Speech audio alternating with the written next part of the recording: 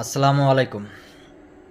সম্মানিত দেশবাসী, আমাদের সকলের প্রিয় একটি রাজনৈতিক দল বাংলাদেশ জামাত ইসলামী, তারা ক্ষমতায় আসার জন্য এমন একটি অপকৌশল অবলম্বন করতেছে, যার সমালোচনা করা ছাড়া মানে আলোচনা করার মতো কিছু নাই।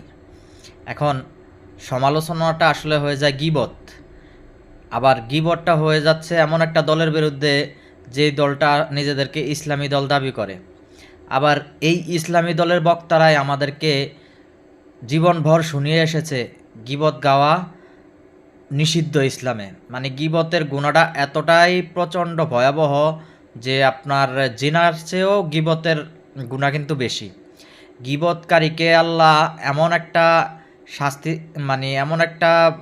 শাস্তি বোঝানোর জন্য আপনার বাক্য প্রচলন রেখেছে যে যে গীবত করবে সে যেন আপন মৃত ভাইয়ের মাংস খায়। এটা কিন্তু আমার কথা না, এটা হাদিসের কথা, কোরআনের কথা কিন্তু আমার সঠিক মনে আসতেছে না, হাদিসের কথা। এবং এই হাদিসটা আমরা শৈশব থেকে বিভিন্ন ওয়াজ মাহফিলে শুনে এসেছি যে গীবত হারাম, গীবতকারী নিজের আপন মৃত ভাইয়ের মাংস খায়।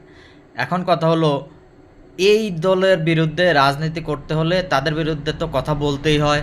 তো এই যে তাদের বিরুদ্ধে কথা বলি, এই গুনার ভাগিদারও তো আমরাই হই। তাদের হাদিস অনুযায়ী, তাদের হাদিস না, আল্লাহ রসুল প্রেরিত হাদিস অনুযায়ী আমরা তো তাহলে এই গুনাগারের ভাগিদার হই। এখন কথা হলো, এই যে তারা রাজনীতি করতেছে, তাদের রাজনীতির মানে লাইনটা কোথায় চিন্তা করেন।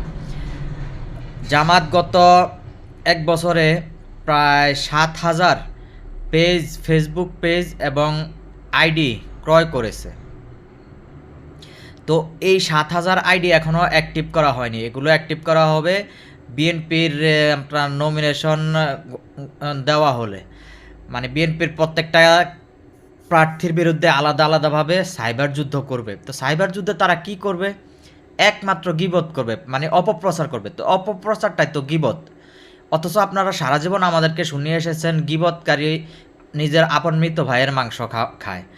তো আপনারা এই ছাড়া আপনাদের ভালো কোনো উদ্দেশ্য নেই।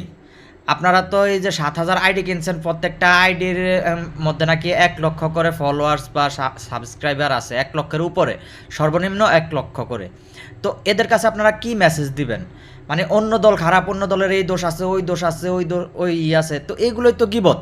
গীবত বলতে কি বোঝায়? একজন লোকের পিছে যেই কথাটা বলা হয় সেটাই তো গীবত। আপনারা যা প্রচার করবেন তা তো আর